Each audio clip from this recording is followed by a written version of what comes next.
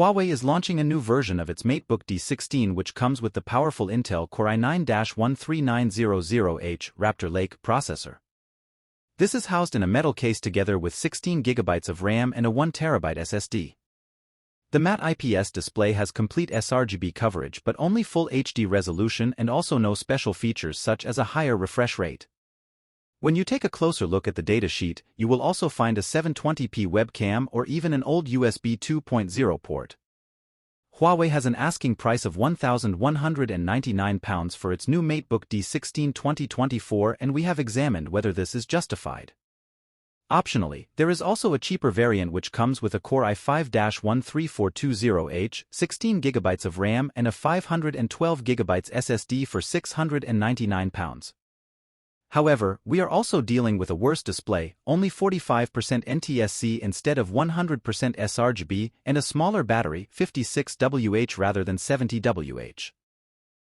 At first glance, the dark gray case doesn't differ from its predecessor, but it is a new shell and the internal design has also changed.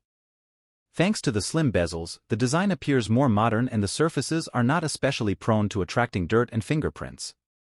One new feature is the display hinge which now has a maximum opening angle of 180 degrees.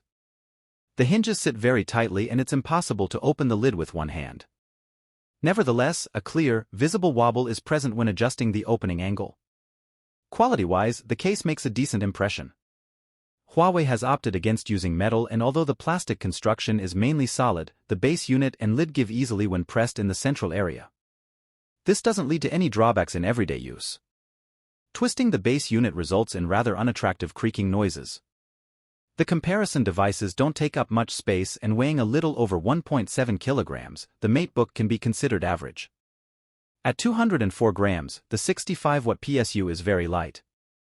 When it comes to ports, you only get the bare minimum and the situation is a clear backward step even in comparison to the old MateBook D16 2022. Huawei has completely opted against using Thunderbolt or USB 4. Instead, there is only a single USB-C port, 3.2 Gen 1, which is also used for the PSU. On the right-hand side, the lone USB-A connector only uses the 2.0 standard. In this price category, that is an absolute no-go.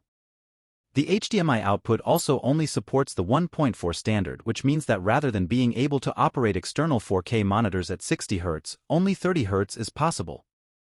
Even the old 2022 model had an integrated HDMI 2.0 output, as well as an additional USB port. The only benefit in this section is cross-device operation if you use other Huawei devices, e.g. smartphones, tablets. Huawei has gone for the familiar Intel AX201 Wi-Fi module which supports Wi-Fi 6 networks but not yet the current Wi-Fi 6E standard. Nevertheless, connected to our ASUS reference router, the performance is very good and, during testing, we were unable to detect Wi-Fi connection problems in any shape or form. The webcam in the top bezel only offers a measly 720p resolution and can therefore definitely no longer be considered up to date.